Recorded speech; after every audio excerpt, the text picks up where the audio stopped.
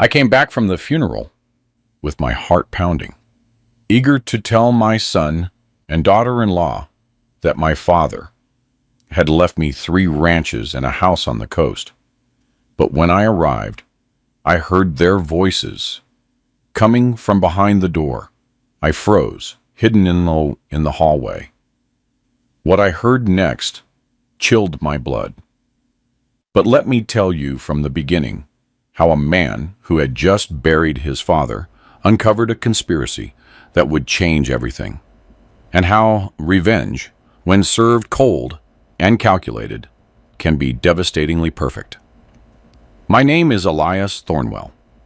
I'm 59 years old, and I own 4 thriving drugstores in Atlanta, Georgia. Businesses I built from the ground up since I was 22. Today, they generate approximately $1.55 million annually.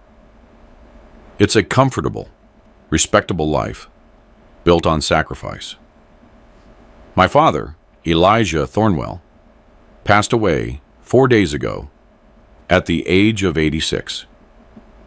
He was a rancher all his life, a man as hard as stone, with 3 massive cattle properties in rural central Texas that he managed personally until his final days, and a spectacular oceanfront house on the Outer Banks of North Carolina that he bought 30 years ago before anyone believed in that area. We were never close. He was from another era where affection was shown through work, not words. But he taught me values and discipline, and he left me a legacy that tripled my own net worth. My wife, Eleanor, passed away 10 years ago. Cancer consumed her in 8 months, leaving me with our only son, Marcus, who is now 33 and has been married to Vanessa for 5 years. Marcus studied law with my money at a prestigious law school. Afterward, he opened a law firm that never prospered as he hoped, always with excuses about the difficult economy, unfair competition, and clients who wouldn't pay. 2 years ago, when his debts grew too large, he asked me for help. "Dad, it's just $20,000 to pay off credit cards, just to breathe." I gave him the money, without a formal loan, without documents, because he was my son, and fathers help their children. Or so I thought. But the debts continued. There was always something else: office rent, payroll, operating expenses. And each time Marcus came with his hand out, I gave, because what else could I do? Let my son fail? Vanessa worked in human resources, earning a good salary, but she had a lifestyle that exceeded her income: expensive clothes, exclusive restaurants, and trips she documented obsessively on social media, creating an image of success that didn't match reality. Over these 5 years, I noticed changes. Marcus visited less, called less, always with excuses about work, commitments, or the complicated life of a married adult. And when they did visit, Vanessa had a way of looking at my house and my things as if she were appraising them, calculating. "Mr. Thornwell, this house is huge for one person, don't you think? It's my home, where I lived with Eleanor, where I raised Marcus." Sure. I'm just saying that maintaining a property like this must be costly.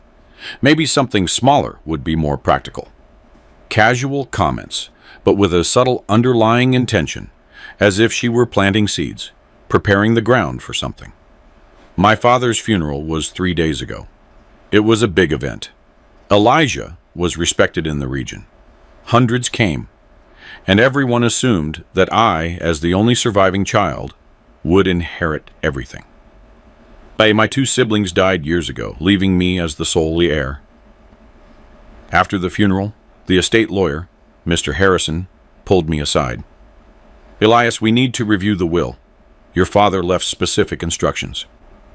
We went to his office, and during that hour, I understood the magnitude of the inheritance. 3 cattle ranches totaling 1,500 acres, with high-quality livestock and modern infrastructure, valued at $12 million. The oceanfront house on the Outer Banks, with spectacular architecture, now valued at $2 million.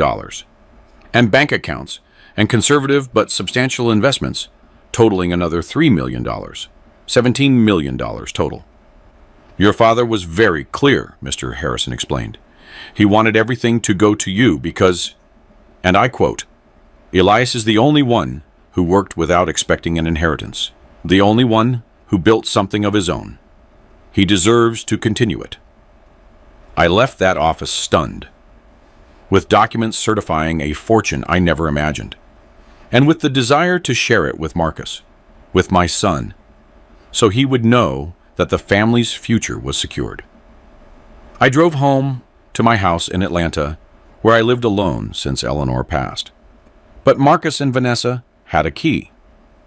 They came over occasionally, and I knew they would be there today because after the funeral, I had told them, "Come over tomorrow. There are things we need to discuss." I arrived around 6 o'clock in the evening.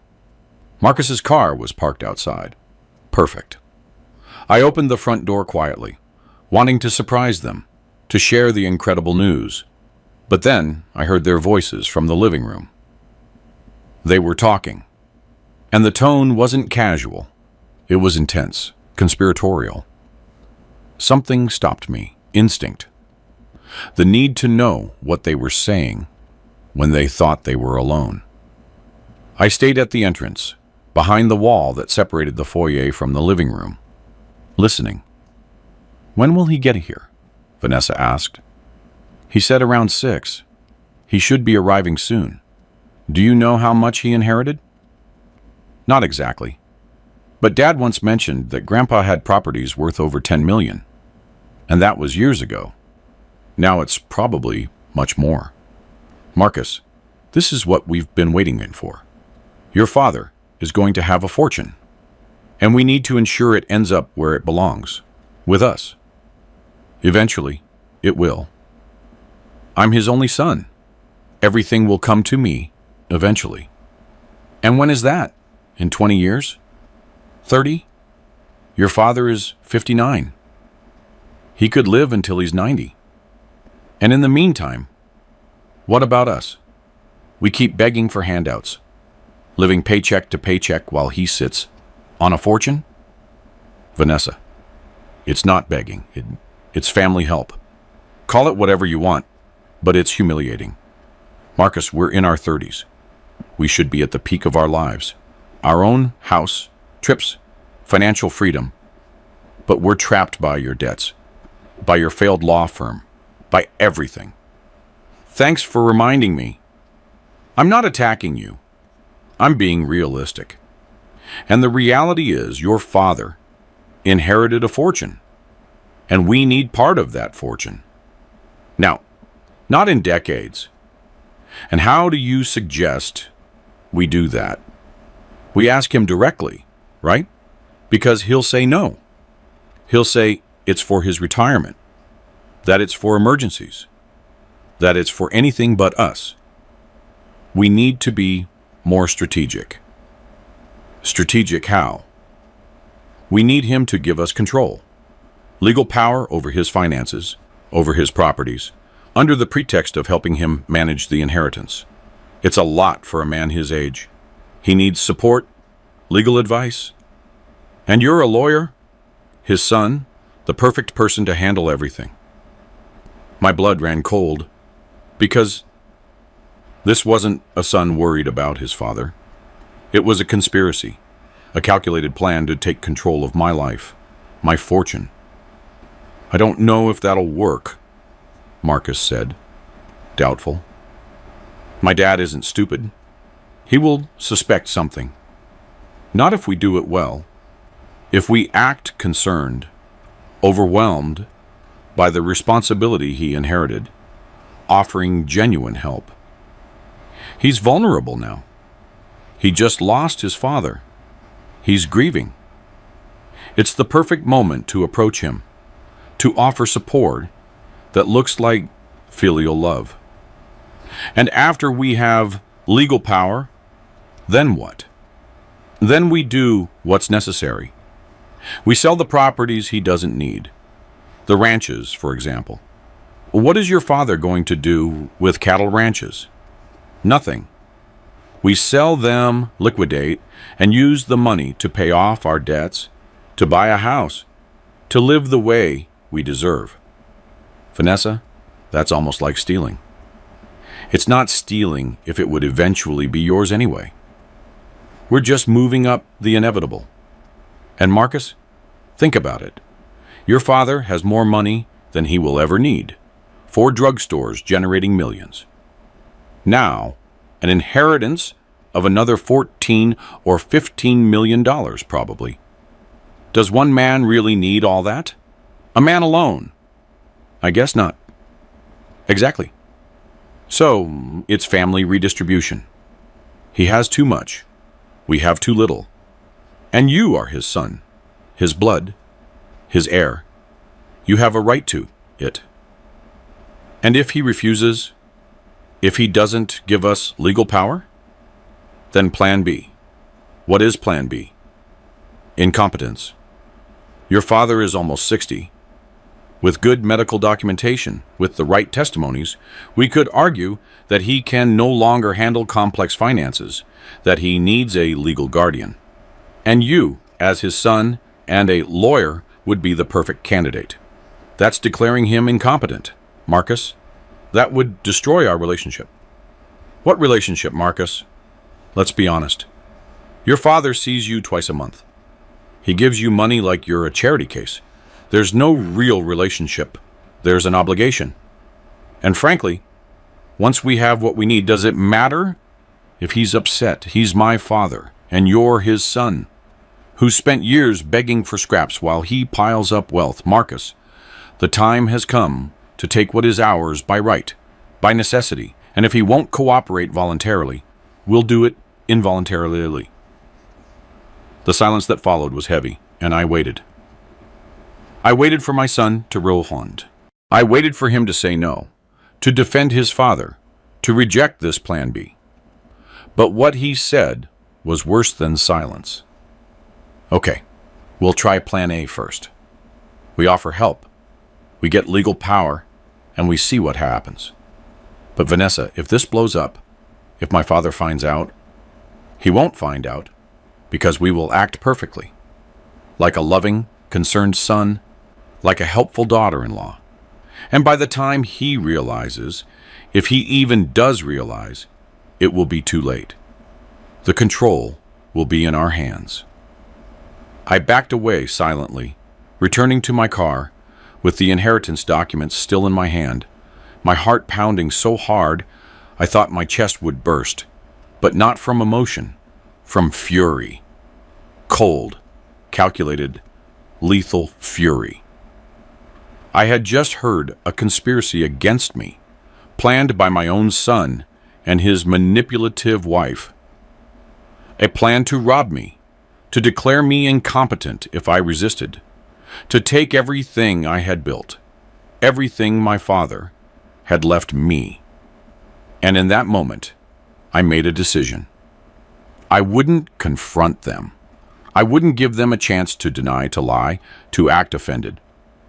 I would do something better, something more satisfying. I would let them believe their plan was working. I would lure them deeper. And when they were completely committed, when they had fully revealed their true nature, I would systematically, legally, destroy them, leaving them with nothing except the consequences of their betrayal. Because revenge isn't about a quick punch, it's about making the traitor hang themselves with their own rope. And Marcus and Vanessa had just handed me all the rope I needed. I called my best friend, Rob Dixon, a former prosecutor, now in private practice, who had known me for 30 years. Elias, how are you? How did it go with the lawyer? Rob, I need to see you urgently. Something has happened. Something that changes everything. Are you okay? You sound strange. I'm perfectly fine, but I need your legal expertise and your absolute discretion. My office. 1 hour. I told him everything, word for word, what I had heard, Marcus and Vanessa's plan. I watched the fury grow on Rob's face. Those bastards. Your own son. I know. But Rob, I don't want an emotional confrontation. I want legal, systematic destruction. I want them to pay in a way that hurts permanently. What do you have in mind? Play their game? Let them think it's working? Give them enough rope to hang themselves? And then, when they're completely exposed, cut it. It's risky. They could do real harm before you stop them. Not if I handle them correctly, no. Not if I document everything. And that's where you come in. Explain. I need you to prepare documents, but not the ones they want. I need protection, an irrevocable trust, where I control everything while I live, and where, if something happens to me, if I'm suddenly declared incompetent, everything goes to charity. Nothing for Marcus. Nothing for Vanessa. Zero. That's nuclear warfare. Exactly. Because, Rob, if they're going to conspire against me, if they're going to try to rob me, I need to ensure they don't win under any circumstances. And then I let them act. I give them the opportunity to show exactly who they are. I record them if possible. I document everything.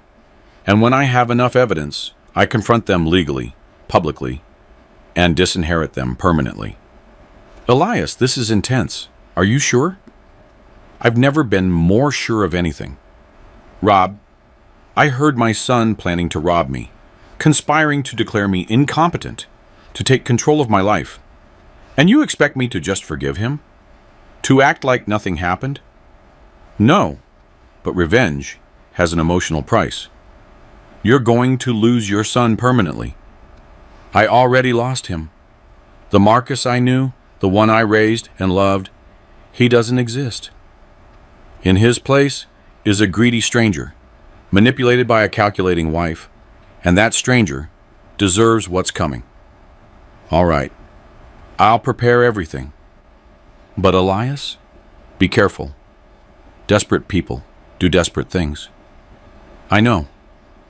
That's why I need to act first, quickly, intelligently. That night, I finally returned home 2 hours later than planned. Marcus and Vanessa were waiting, their faces a perfectly executed portrait of worry. Dad, where were you? You had us worried. Sorry. I was with the lawyer longer than expected. A lot to process. We understand. It must be overwhelming. Such a large inheritance. It is, and honestly, I don't know how I'm going to handle everything. I saw a spark in Vanessa's eyes. Opportunity. Exactly as they anticipated. Mr. Thornwell, she said, that's what family is for, to help. Marcus is a lawyer. I have administrative experience. We can help you manage everything if you want. Really. You would do that? Of course, Marcus responded. You're my father. It's the least I can do. That's generous, but it's a lot of responsibility. A responsibility we'll share. Dad, 3 ranches, a beach house, investments. It's too much for one person. But together, we can manage it, organize it, and maximize its value. Perfect.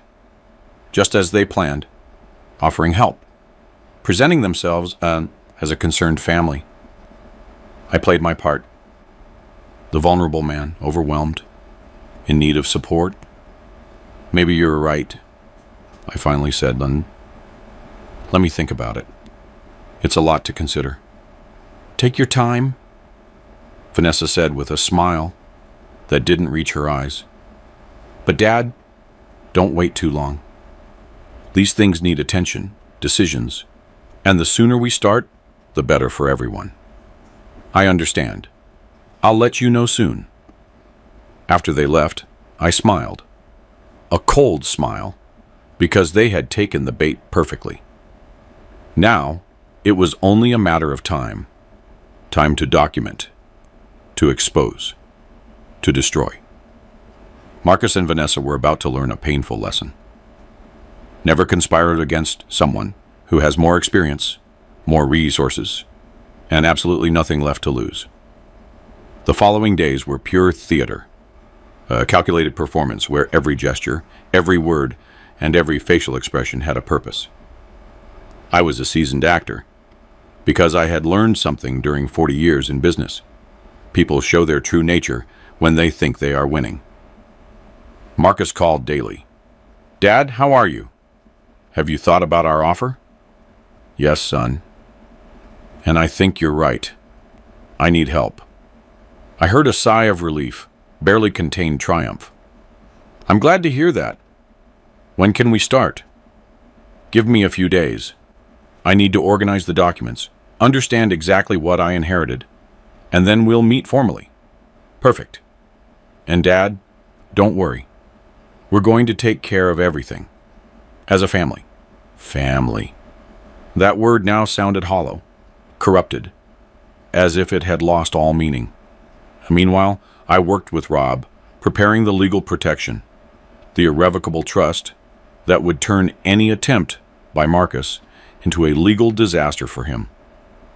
"Here it is," Rob explained, showing me the documents. "A bulletproof trust.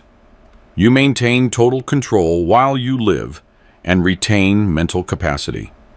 No one can touch it.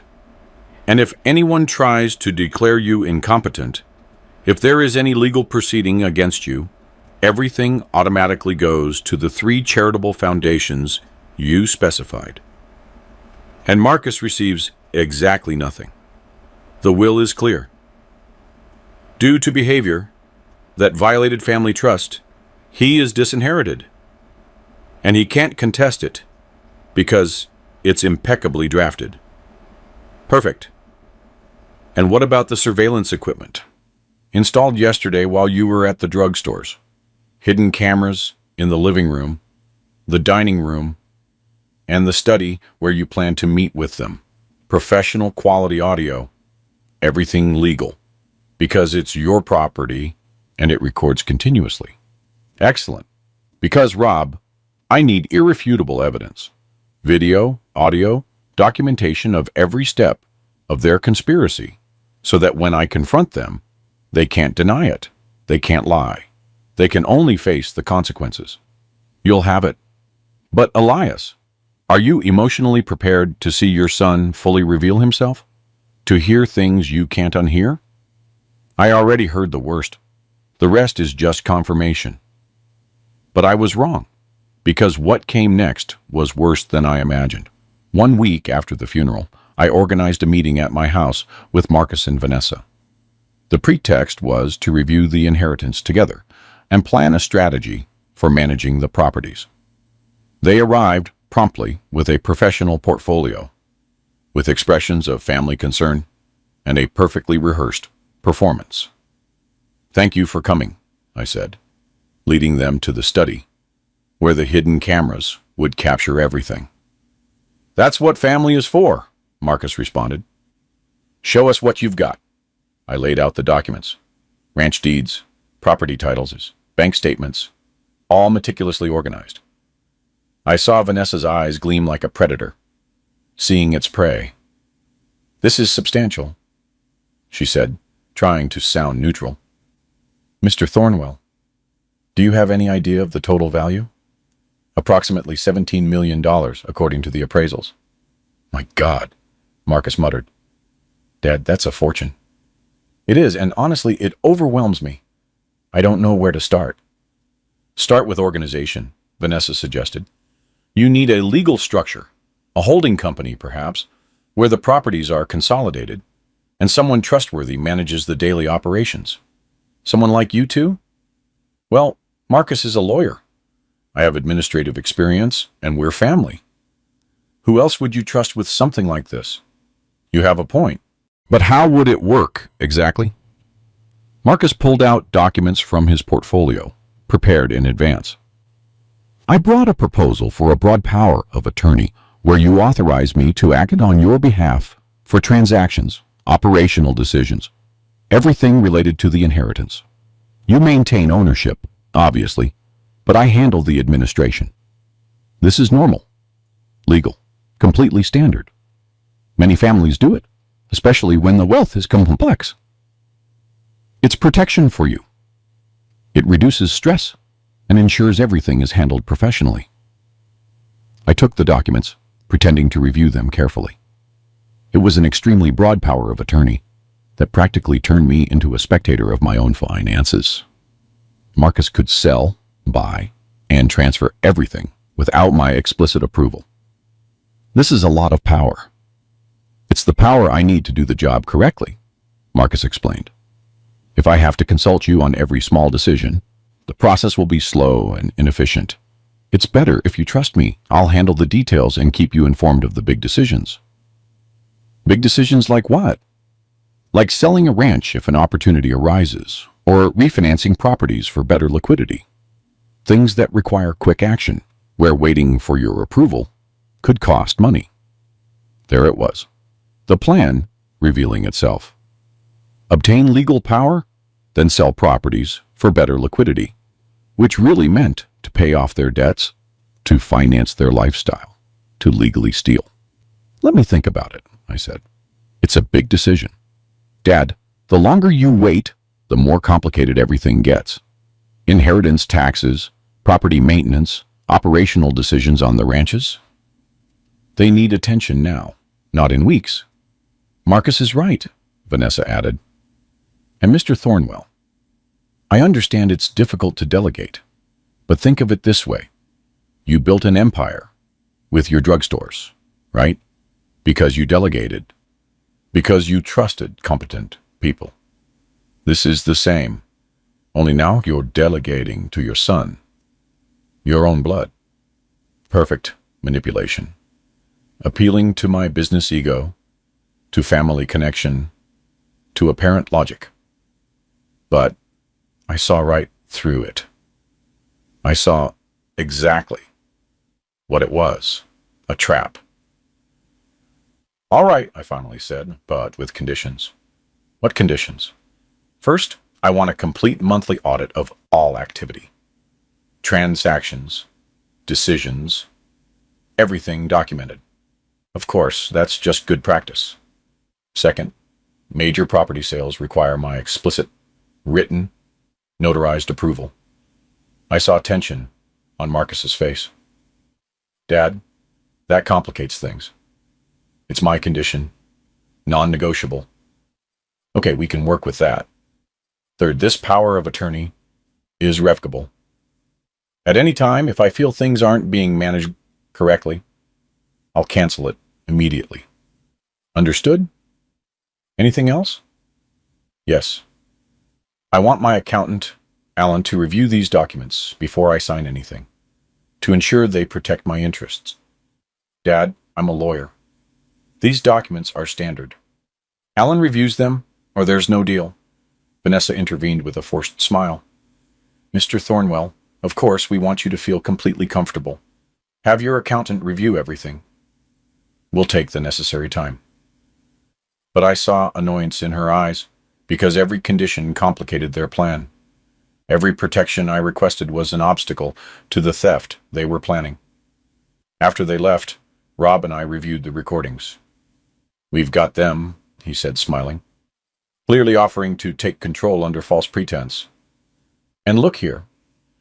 When you mention major property sales, Marcus almost blurts something out.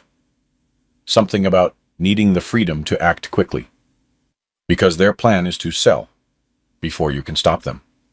Exactly. Elias, with this and what you originally heard, you have a solid case for disinheritance, for exposure, for everything. Not yet. I need more. I need them to show criminal intent. Not just greed, but a specific plan to defraud. How do you provoke that? by giving them an opportunity, by letting them believe they've won, and seeing how far they'll go. Over the next few days, I played the part of the trusting father. I called Marcus. Son, Alan reviewed the documents. He says they're well structured. We can proceed. Seriously, Dad, that's excellent news, but I want to make one change. Instead of an immediate power of attorney, let's start with a 3-month trial period where you manage the operations but under close supervision. And then, if everything goes well, we'll expand your authority. Silence. A trial period, Dad? That suggests you don't trust us. It's reasonable caution, Marcus. We're talking about $17 million. I need to be sure. I understand. All right, 3 months. We'll prove we're trustworthy. But that night, I installed a listening device in Marcus's car. It was legal, because technically, it was my car. I had loaned it to him 2 years ago when his broke down, and he never gave it back. So, legally, I could monitor my own property. And what I heard that night, while they were driving back to their house, confirmed everything. A trial period. Can you believe it? Vanessa shouted. As if we were untrustworthy employees. Calm down. At least we got something. We can work with 3 months. Work, Marcus? In 3 months, we won't be able to do anything significant. Not with his constant supervision. We need real control, the freedom to act. And what do you suggest? He already rejected the full power of attorney. Then we go to Plan B, the one we discussed. Incompetence. Vanessa, that's extreme. Extreme? You know what's extreme?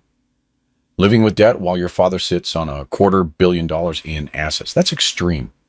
And Marcus, either you take control, or I'll find someone who has the guts. Are you threatening me? I'm being clear. I need a husband who provides, who secures our future, not a weak man who begs his father. So decide, do we do what's necessary, or do we keep being poor while he plays the magnate? All right, I'll research the process. Incompetence, guardianship, everything. But Vanessa, if we do this, there's no turning back. My father will never forgive us. And what does that matter? Once we have legal control, once the properties are sold, once the money is in our accounts, what can he do? Nothing. He'll be legally neutralized, and we'll finally live the way we deserve. I turned off the recording with a fury so intense my hands were shaking. Because now it wasn't just greed, it was a criminal plan. Explicit. Documented. To fraudulently declare me incompetent. To steal not just the inheritance, but my autonomy, my dignity, my life. I called Rob, even though it was midnight. Elias, what happened? I have a recording of Vanessa and Marcus discussing Plan B. A fraudulent declaration of incompetence. I heard everything. Send it to me now. I sent him the file. I waited while he listened, and after 5 minutes, he called back. This is gold. Clear conspiracy. Attempted fraud. And with your previous recording, with the video from the meeting, you have a devastating case. What do I do now? 2 options. 1, you go to the police, file charges. This is attempted fraud, conspiracy, a real crime. Or 2, you wait, let them take one more step, and catch them in the act. Which do you recommend? It depends. Do you want legal justice or personal justice? Personal. I want them to feel exactly what they plan to make me feel. Helplessness, humiliation, total loss. Then we wait. But, Elias, it's risky. What if they act fast? What if they file the papers before you can stop them? They won't, because I'm going to control the timing. I'm going to make them think they have a window, the perfect opportunity. And when they take it, I'll crush them. Over the next week, I played the part of a deteriorating man. I called Marcus with vague complaints. Son, I feel strange, confused. I forgot the meeting with my accountant yesterday. Seriously, Dad? Have you seen a doctor? I haven't had time. With all the inheritance stuff. Dad, you need to take care of yourself. Do you want me to go with you to the doctor? Maybe. Let me see how I feel. I planted the seeds, small pieces of evidence of deterioration, and I watched as Marcus and Vanessa watered them as they began to document, to mention them to others, building their false case. Vanessa called my secretary at the drugstores. Have you noticed anything strange with Mr. Thornwell? Unusual decisions, forgetfulness? My secretary, who knew exactly what was happening because I had explained it to her, played her part. Now that you mention it, yes, he's been forgetful, repeating questions. It's worrying. Perfect. They were building a false narrative, collecting evidence of my incompetence, and every step was sinking them deeper. After 2 weeks, Marcus finally acted. He came to my house with a doctor and with papers. Dad, we need to talk. We're worried about you, your mental health. We brought Dr. Owens for an evaluation. Dr. Owens, who had clearly been paid, bribed, to diagnose what Marcus needed. An evaluation? I don't need an evaluation. I'm fine. Dad, you've been forgetful and confused. And with such a large estate, we need to ensure you can manage it. It's for your protection. I don't need protection. I need you to leave me alone. Mr. Thornwell, the doctor intervened, with a false professional voice. It's just a few questions, a simple cognitive exam.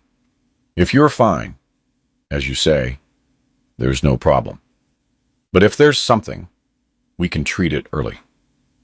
I saw the game, an exam designed to fail, with trick questions, with biased interpretation, all to create documentation of incompetence.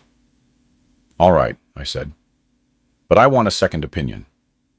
After your evaluation, my own doctor will review me. Dad, that's not necessary. It's my condition or nothing. They accepted because they thought they could manipulate the result anyway. I proceeded with the exam, answering some questions correctly, others confusedly, giving them exactly enough to build their false case. Mr. Thornwell, the doctor said afterward, I see some concerning signs.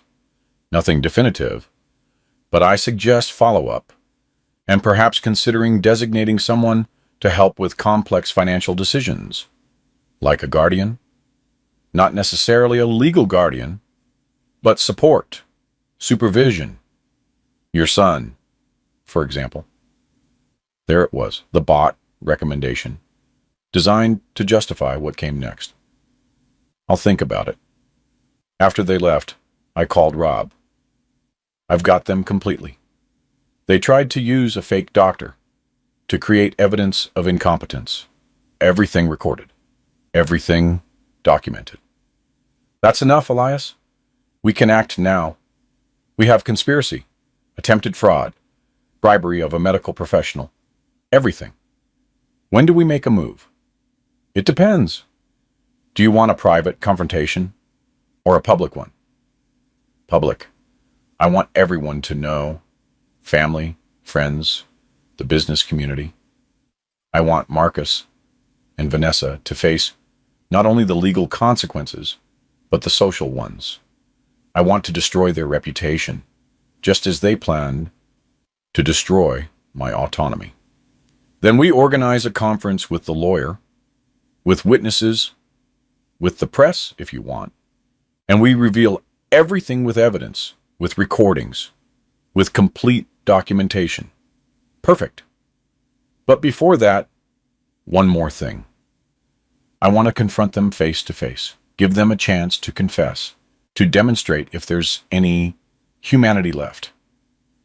And when they fail, when they deny, when they lie, that's when I reveal everything. When? Tomorrow at my house. I'll tell them I'm finally going to sign the papers. Give them legal power. And when they arrive, believing they've won, I'll show them exactly who the fool in this story really is. The next morning dawned clear. A perfect blue sky, as if the universe itself was setting the stage for what was to come. I called Marcus early. Son, I've made a decision about the power of attorney. I want you and Vanessa to come over today at 6 o'clock in the evening. We'll sign the papers. I heard his breathing quicken, his excitement barely contained. Seriously, Dad, Thank you. You won't regret this. I hope not. Bring the documents and a witness if you need one. I want to make it official. I'll bring them. Dad, this is the right thing for everyone. I hung up and smiled. A smile devoid of humor, because Marcus thought he had won, that he would finally have access to the fortune. But what he was really going to receive was something completely different. I spent the day preparing. Rob arrived at 3 o'clock with his legal team, 2 more lawyers, a notary, and a technician to ensure the recordings were working perfectly. Are you ready? Rob asked. I've never been readier. Are all the documents in order? All of them. The irrevocable trust was signed and registered this morning. The will has been updated. Marcus's complete disinheritance, with detailed legal justification. Everything is bulletproof against any contestation. And the recordings? We have everything. The original conversation you heard, the meeting in your study, the audio from the car, the attempt with the fake doctor. Everything is time-stamped, authenticated, and legally admissible. Perfect. And after the confrontation, I have a police officer waiting outside with a prepared arrest warrant for Marcus and Vanessa, and for Dr. Owens, for conspiracy to commit fraud, for attempted theft by deception, and for bribing a medical professional. A police officer? Rob, you didn't mention that. Because I knew you would object, that you would say you only wanted personal justice. But Elias, this crossed the line. It's a real crime, and it deserves real criminal consequences, not just disinheritance. I thought about it, seeing my son arrested, handcuffed, taken away in a patrol car, and part of me wanted to avoid it because he was my son, my blood. But another part, the part that had listened to the Plan B conspiracy, the part that had seen the total lack of remorse, that part knew Rob was right. All right, but the arrest comes after the confrontation, after giving them a chance to confess. If they do, if they show genuine remorse, maybe I'll drop the charges. But if they deny, if they lie, if they act like victims, then let them face everything. Precisely at 6 o'clock, the doorbell rang. Marcus and Vanessa, punctual, anxious, with the professional portfolio and smiles that didn't reach their eyes. Dad, Marcus greeted me, hugging me, a hug that now felt false, contaminated. Thank you for this, for trusting us. Come in. I have people waiting in the study. I saw confusion cross their faces when they entered, and saw Rob, his team, the notary, and the formal setup they hadn't expected. Dad, what is this? You said we were going to sign papers. Sit down, I ordered, with a tone that left no room for argument. We have a lot to discuss. Marcus and Vanessa sat down, exchanging nervous glances, sensing that something was wrong, but still not understanding. Before we sign anything, I need to ask you some questions, and I want honest answers. I began. Can you do that? Be honest with me? Of course, Dad. We are always honest. Good. Then tell me, why do you want power of attorney over my finances? We already told you. To help you. To manage the complexity of the inheritance. And it has nothing to do with your debts? With your desperate financial situation? Well, everyone has financial problems, but that's separate. Separate. Marcus, you've asked me for money 17 times in 3 years, more than $120,000 total, that you've never paid back. And you expect me to believe that your interest in my finances is suddenly altruistic? Dad, those were emergencies, and I'll pay you back eventually. Eventually? Or when you inherit, when it no longer matters, because everything will be yours anyway. I don't know what you're implying. I'm implying that you and Vanessa have been conspiring, planning, and calculating how to take control of my fortune. And not just through patient inheritance, but through deception, through a fraudulent declaration of incompetence, essentially through theft. That's ridiculous, Vanessa protested. Who is putting these ideas into your head? Your lawyer? They're trying to separate us. No one needs to separate us. You did that yourselves. With your words, with your actions, with your complete conspiracy that I documented meticulously. Documented, Dad? What are you talking about? I'm talking about this, and I signaled to Rob, who played the recording. The first one, the one I heard the night of the funeral. Vanessa and Marcus discussing it in my living room. Planning, calculating, with every treacherous word perfectly preserved. I saw the color drain from their faces, panic growing. Marcus tried to recover. Dad, that was a private conversation. Taken out of context. Context? What context justifies saying I'm an obstacle? That you're investing in the relationship to secure the inheritance? That you have a plan B to declare me incompetent if I don't cooperate? We were frustrated. We were talking without thinking. It's not what we really feel. No? Then explain this second recording from your car, explicitly discussing Plan B. Vanessa threatening Marcus, saying she needed a husband with guts, planning how to legally neutralize me. Vanessa stood up. This is illegal. Recording us without permission. You can't use this. It is completely legal. Rob intervened. The conversation occurred on my client's property.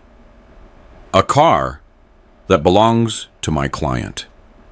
And Georgia law permits the recording of conversations where at least one party is aware. Elias consented because it's his property.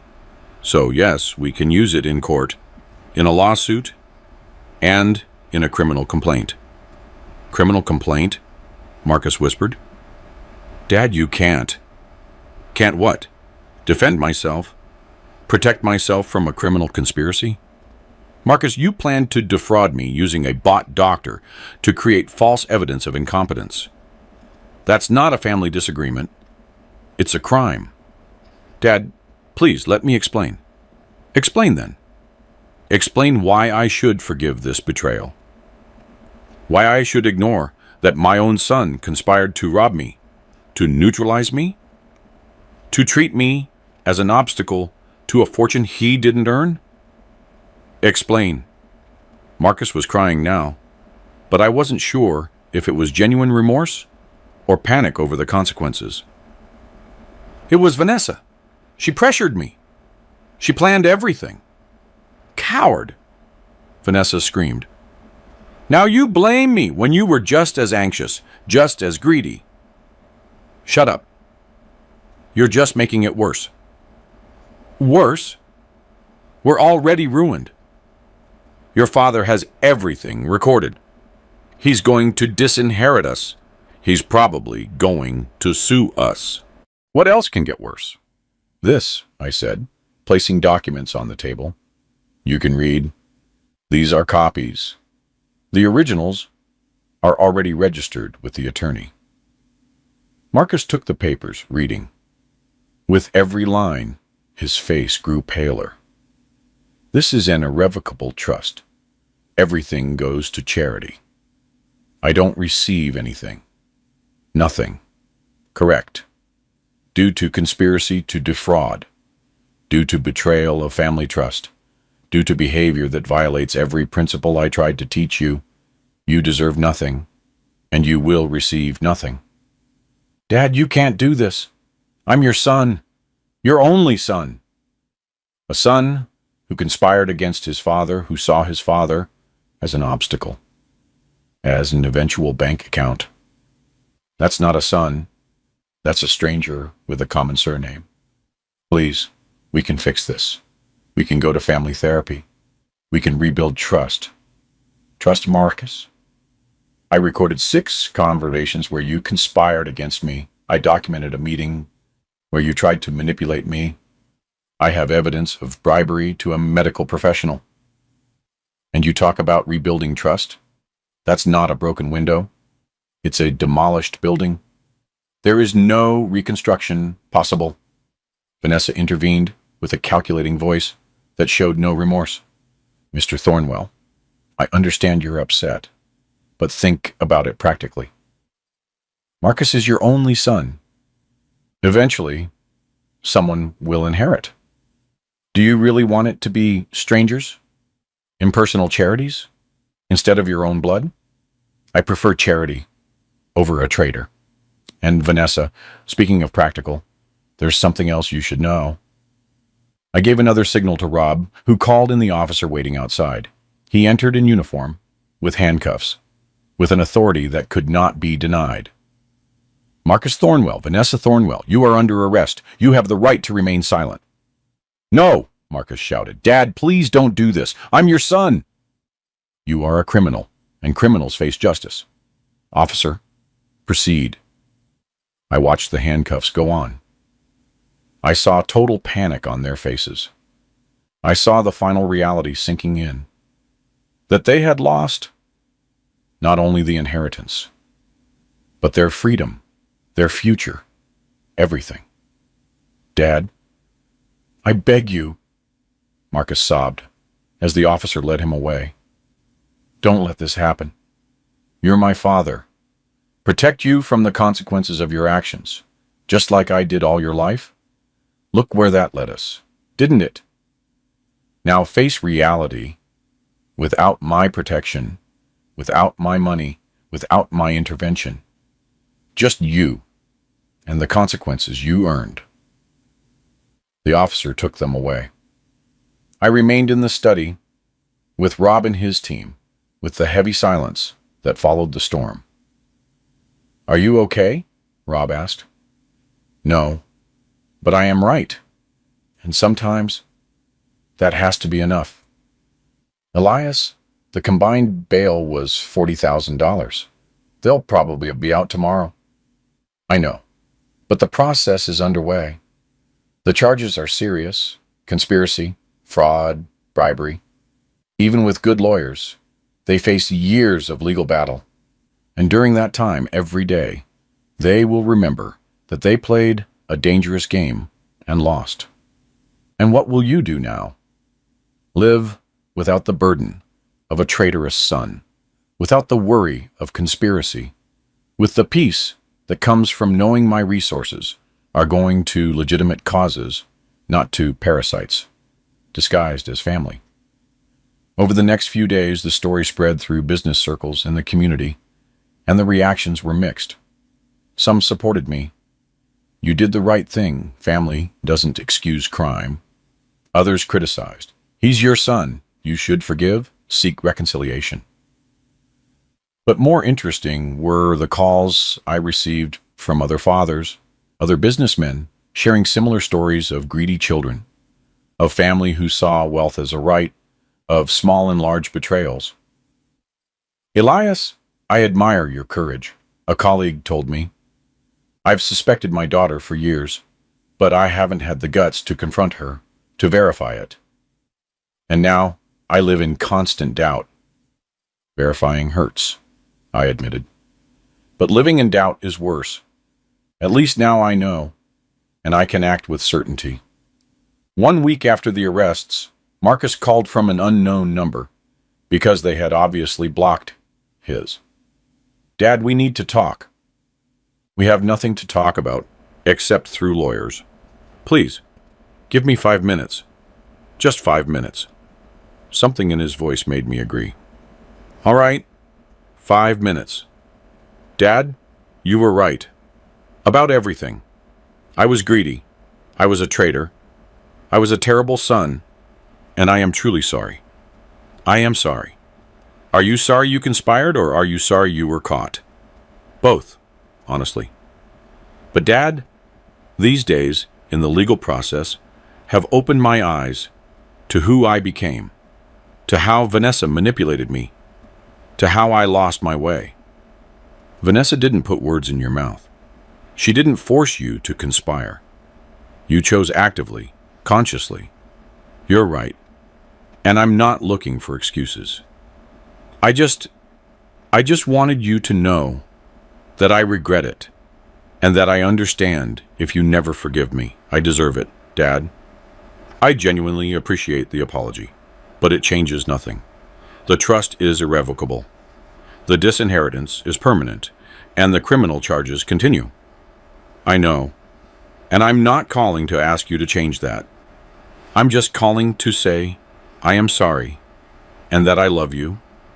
Despite everything I did, I love you, and I regret failing you." He hung up before I could respond, and I was left with the phone, with tears I hadn't expected.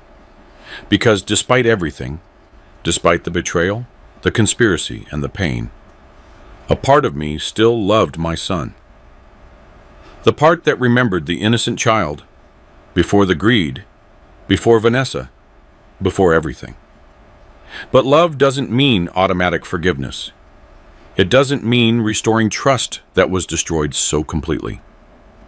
Sometimes, love means letting go, letting them face the consequences, letting them grow in a way they never would with parental rescue.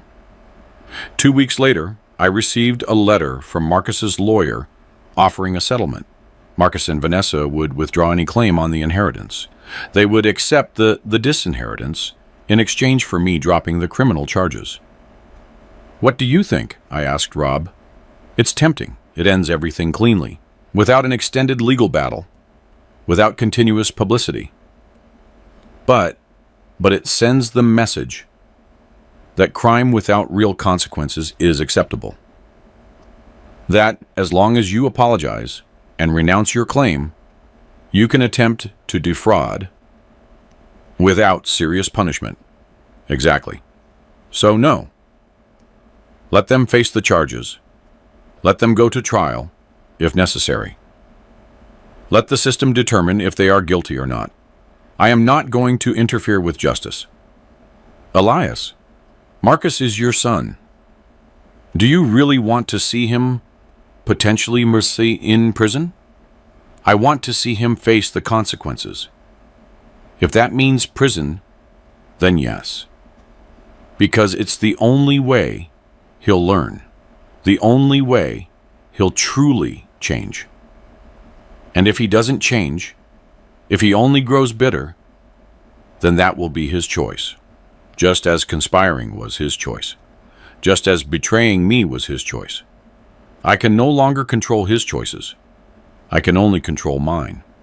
And I choose justice over sentimentality, consequences over rescue. The trial was scheduled for 6 months later. Enough time for both sides to prepare, for evidence to be reviewed, and for testimonies to be organized. During that time, I continued my life. I managed the drugstores.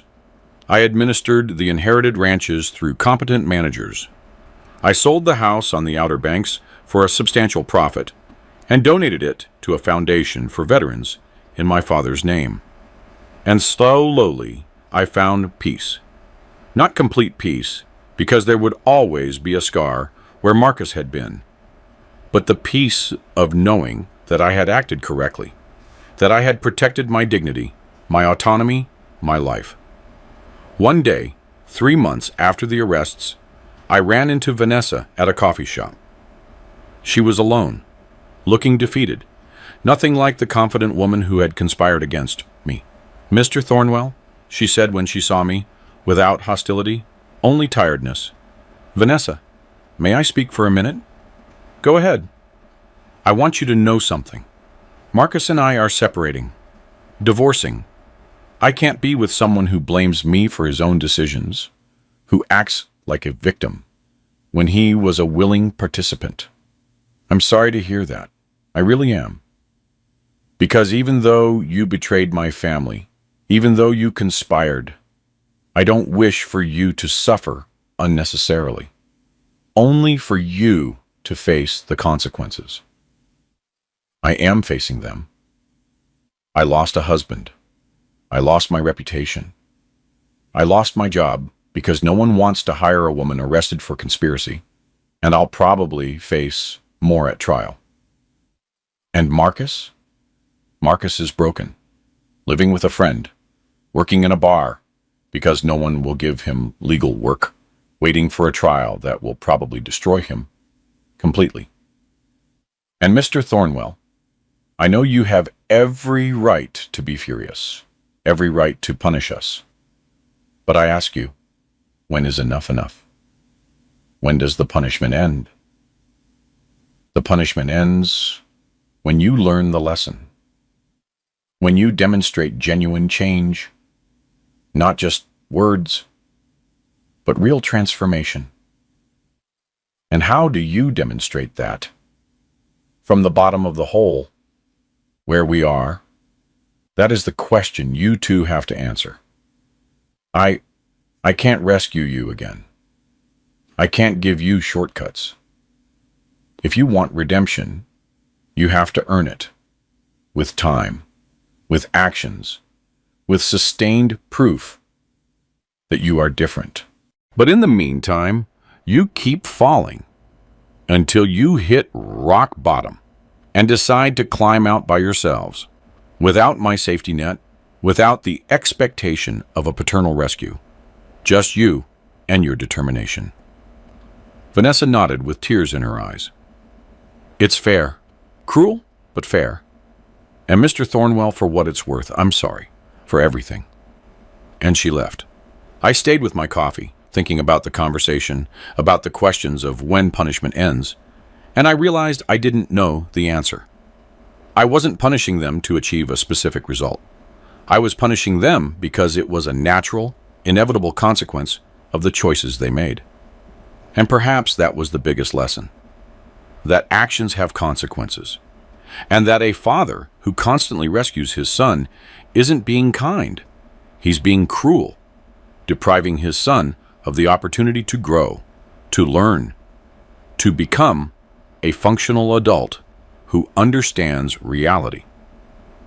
The trial arrived 6 months later in a courtroom in Atlanta, Georgia, with a judge who had seen enough cases of family fraud to be skeptical but fair.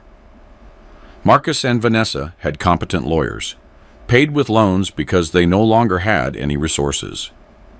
And my legal team, led by Rob, had overwhelming evidence. The first day was devastating for them. The prosecutor presented the recordings one by one, with clear audio and complete context. Every word they had said conspiratorially was played in the public courtroom for the judge, for the audience, and for the reporters documenting the case. Your father is going to have a fortune, and we need to ensure it ends up where it belongs, with us. We can't wait decades. We need part of that fortune now. If he won't cooperate voluntarily, we'll do it involuntarily. I saw the faces of Marcus and Vanessa. Shame, horror, the realization that their private words were now a permanent, public, indelible record. Then came the evidence from Dr. Owens, who, under the threat of losing his medical license, confessed everything. That Marcus had contacted him, offered $2,000 to diagnose cognitive impairment, to create false documentation that would justify involuntary guardianship, And you accepted this bribe? The prosecutor asked. Yes, the doctor admitted, his voice cracking. I needed the money. I have debts. And Marcus assured me it was for his father's good. That he really was deteriorating. That he just needed official documentation. Did you genuinely examine Mr. Thornwell? Did you find any real evidence of deterioration? No. The exam was theater, designed to create a predetermined result. Not science, not ethics, just corruption. During the doctor's testimony, I saw Marcus sink into his chair, because it wasn't just his conspiracy being exposed. It was his active participation in professional corruption, in medical fraud, at levels of criminality that could not be minimized as a family mistake. When I was called to testify, I told the complete story, from the funeral, to the discovery of the conspiracy, to the methodical documentation of every step. And during my testimony, I looked at Marcus, searching for a sign of remorse, of genuine understanding of the harm he had caused. What I saw was a broken man, not faking it, but genuinely destroyed by the exposure, by the consequences, by the realization of everything he had lost. Marcus's lawyer tried a cross-examination. Mr. Thornwell, isn't it true that you deliberately recorded my client's private conversations? That you set a trap to expose him? I recorded conversations on my property after hearing a conspiracy. That is legal. And yes, I gave them the opportunity to reveal their true nature, because I needed to know if what I heard was a momentary mistake or a sustained plan. It turned out to be the latter. But you acted as if you were deteriorating. You lied about your mental condition to provoke action from my client. I acted vulnerable to see if Marcus would protect me or exploit me. He chose exploitation. That's not a trap. It's a revelation of character. Do you have no remorse for destroying your only son's life? I have remorse that my son chose this path, but not for defending myself, for protecting myself, for ensuring that crime was not rewarded. The testimony continued for 2 days with additional witnesses, with recording experts verifying authenticity, with financial analysts showing how the plan would have resulted in a substantial loss for me, with everything pointing to a clear, premeditated criminal conspiracy. On the 3rd day, something unexpected happened. Marcus asked to speak without his lawyer directly to the judge. Your Honor, I want to change my plea from not guilty to guilty for all charges. His lawyer protested, Mr. Thornwell, I do not advise this. We still have a defense. I don't have a defense. I did everything the prosecution alleges. I conspired. I planned fraud. I bribed a doctor. It's all true, and I don't want it to prolong this. I don't want my father to have to sit here day after day reliving my betrayal. I just want to accept the consequences and start paying for what I did. The judge studied Marcus. Mr. Thornwell, do you understand that a guilty plea means an almost certain sentence? Prison, most likely. I understand, and I accept it. Because, Your Honor, I am not the victim here. I am the perpetrator, and my father, the man who raised me, who loved me, who gave me everything, he is the victim. And he deserves justice, not a prolongation of his pain. Vanessa made a different decision. She maintained her not guilty plea, arguing that she was influenced by Marcus, that he led the conspiracy, and that she was a passive participant, manipulated by her dominant husband. But the evidence did not support that narrative. The recordings showed Vanessa leading, pressuring, and threatening. She was not a victim. She was the principal architect. The judge deliberated for 1 week, and when we returned for the sentencing, the room was full, with the press, with onlookers, with people who had followed the case, a case that had become a symbol of family greed, of betrayal among blood, of justice against corruption. I have reviewed all the evidence, the judge began. The testimonies, the recordings, the affirmations, and the conclusion is clear. Marcus Thornwell and Vanessa Thornwell conspired to defraud Mr. Elias Thornwell. It was not a mistake. It was not a misunderstanding. It was a calculated plan, executed over months with multiple criminal steps. Mr. Thornwell, your guilty plea is admirable. It shows a remorse I did not see in the original evidence. For that, and for the fact that you are a first-time offender, the sentence will be moderate. 3 years in prison, with the possibility of parole after 18 months, provided you demonstrate genuine rehabilitation. Marcus accepted the sentence without reaction, without protests, only a nod of understanding. And Ms. Thornwell, you chose to maintain your innocence despite overwhelming evidence, despite the testimony of your accomplice, despite the recordings that clearly show your leadership role. For that, and for your lack of remorse, the sentence will be more severe. 5 years in prison, without the possibility of parole before 3 years. This is unfair, Vanessa shouted. I wasn't the only one. Marcus manipulated me. Ma'am, the recordings say otherwise. They clearly show you pressured, planned, and led, and your failure to accept responsibility only confirms that you represent a continuing danger. Officers, proceed. They were led away, handcuffed. Marcus looked at me one last time with tears, with an expression that combined repentance and acceptance.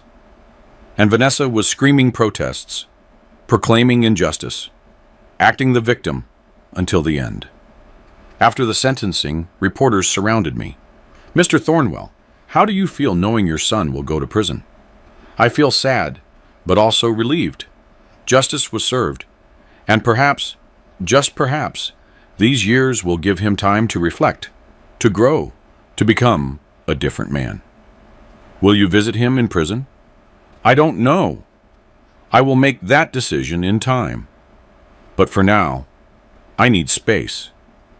I need to heal from this betrayal, and he needs to face the consequences without my intervention. Will you ever forgive him? Forgiveness is a process, not an event, and it requires genuine repentance and sustained change. Marcus showed the beginning of that today, with his guilty plea, with his acceptance. But complete forgiveness, restoration of the relationship, that will take years, if it ever happens. Over the following months, life continued. I managed the businesses, administered the inherited properties, and donated generously to causes that mattered. I started a foundation for victims of family fraud, which helped others who had suffered similar betrayals, providing legal resources, emotional support, and a community of understanding. I found purpose in that, in converting my pain into help for others, in ensuring that my experience was not a waste, but a lesson, a guide, a hope for others navigating similar betrayals. 3 months after the sentencing, I received a letter from Marcus from prison. Dad, I don't expect a response. I don't expect forgiveness. I just want you to know what I'm learning. The rehabilitation program here has opened my eyes to an addiction, not to drugs, but to money, to external validation, to a life I didn't earn. And I've been working with a therapist, processing the greed, processing how I betrayed the values you taught me. And Dad, it hurts to clearly see what I did, who I became. But it's also liberating, because for the first time in years, I'm not chasing something external. I'm building something internal. Character, integrity, real values. And even though I know it doesn't change what I did, even though I know the wounds are permanent, I wanted you to know that I haven't wasted this consequence. I'm using it to grow, to be better, not necessarily for you, but for me, to be a man who can respect himself. Finally, your son, Marcus. I folded the letter with tears because this was what I had hoped for. Signs of genuine growth, not manipulation to reduce the sentence, not a performance for quick restoration, but real, painful, necessary internal work. I didn't respond immediately because true forgiveness is not rushed. It is earned with time, with consistency, with a sustained demonstration of change. One letter was a beginning, but only a beginning. 6 months later, I received another letter, then another, each one showing more depth, more understanding, more growth. And slowly, very slowly, I felt something. Not complete forgiveness, but an opening, a possibility, a hope that perhaps eventually there could be a relationship again, different from the previous one, built on honesty, on earned respect, and not on blood obligations. And 1 year after the sentencing, I decided to visit him in prison. I hadn't announced it. I simply showed up. And when Marcus entered the visiting room, I saw a different man, not physically, but in his eyes, in his posture, in a presence that radiated something I hadn't seen before, genuine humility. "Dad," he said, sitting down, "I didn't expect this, and neither did I. But your letters made me think that perhaps it was time." "Time for what?" "To see if the change you describe is real, or if it's a sophisticated performance." "It's real, the most real I've been in years. And Dad, I'm not asking for forgiveness. I'm not asking you to change the will. I'm not asking for anything. I just appreciate that you came, that you gave me the chance to show you who I'm trying to be." We talked for the permitted hour about his therapy, about support groups, about the jobs he was doing in prison, teaching other prisoners to read, working in the library, contributing in small but significant ways. And I saw something genuine, not perfect, but genuine, a real effort to be better. And that's all I can ask, Marcus. I can't promise full restoration. I can't promise the inheritance. But I can promise this.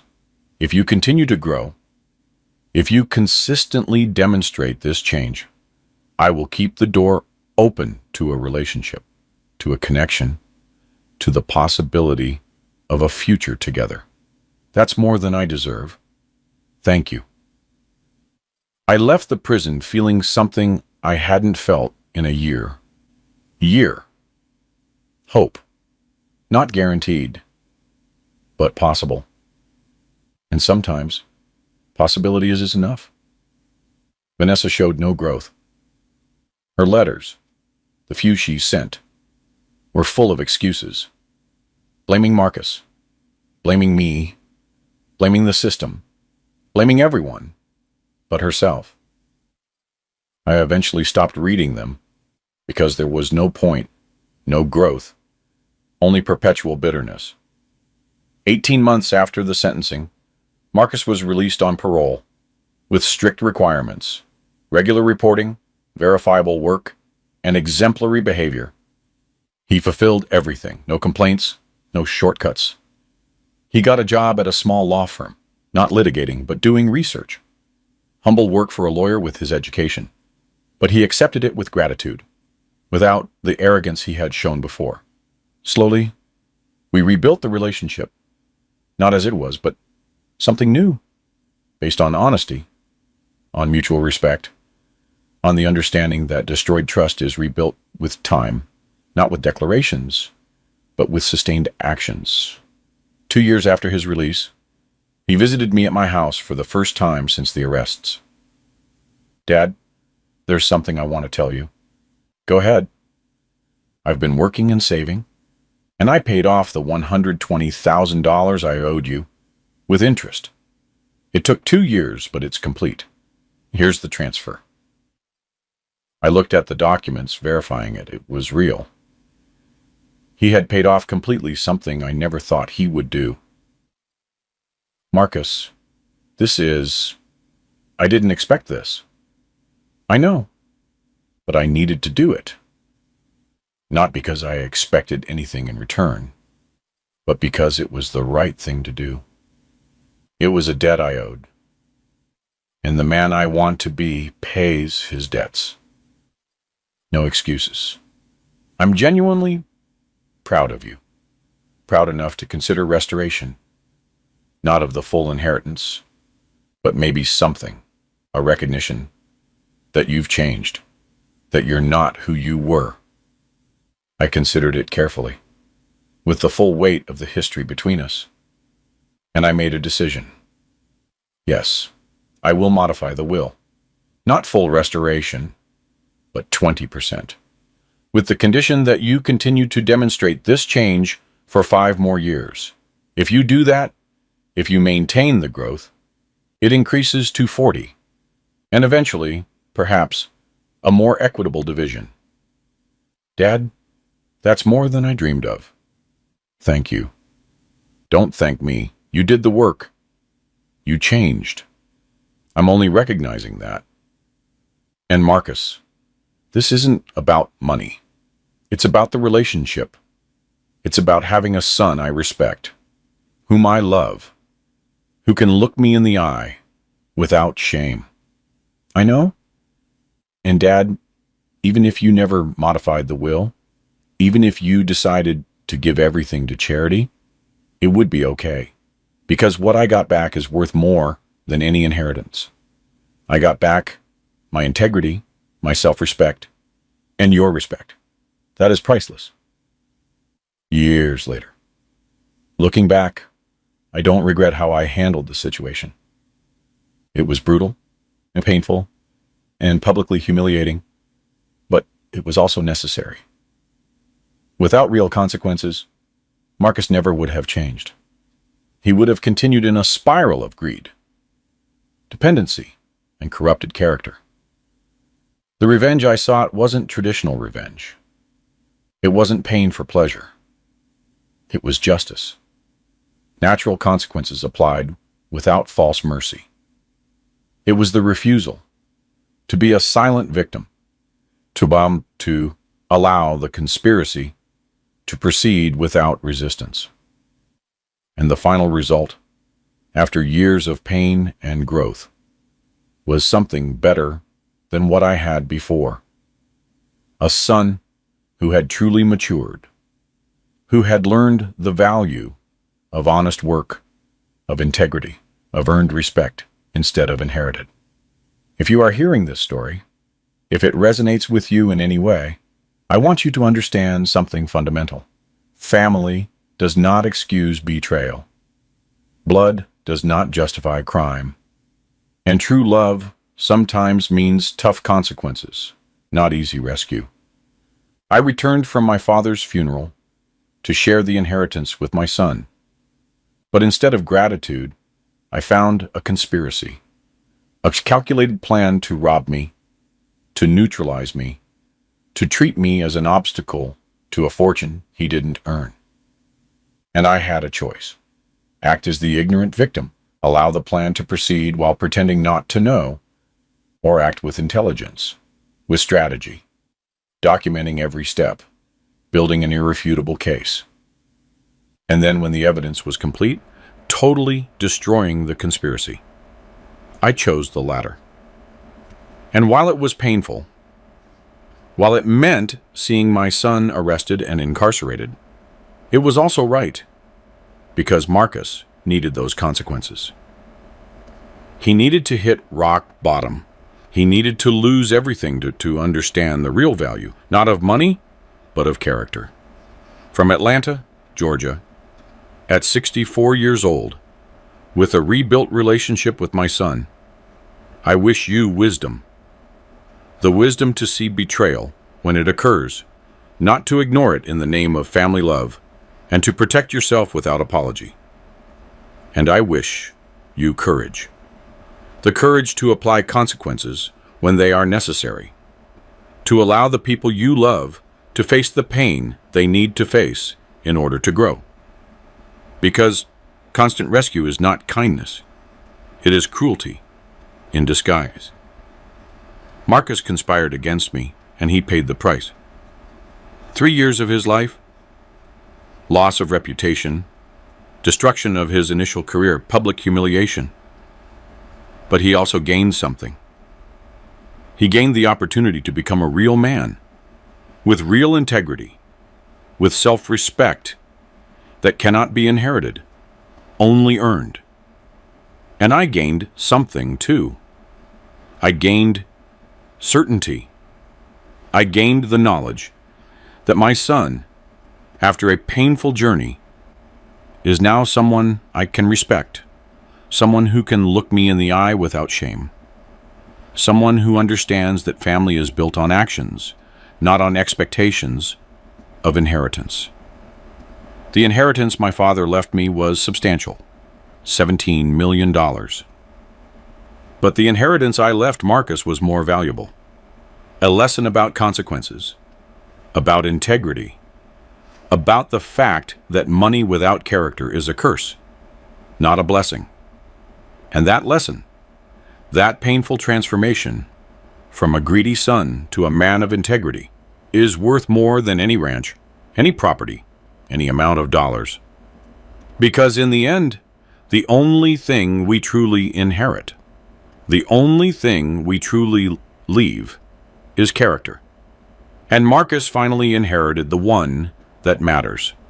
Did you like my story? And which city are you listening from? Let's meet in the comments. If you liked the story, you can support me by sending a super thanks so I can keep bringing more stories like this. Thank you so much for your sweet support. I'm looking forward to your comments on the story. On the screen, you can see 2 new life stories that I highly recommend. There's so much more on my channel. Don't forget to subscribe. See you in the next life story with love and respect.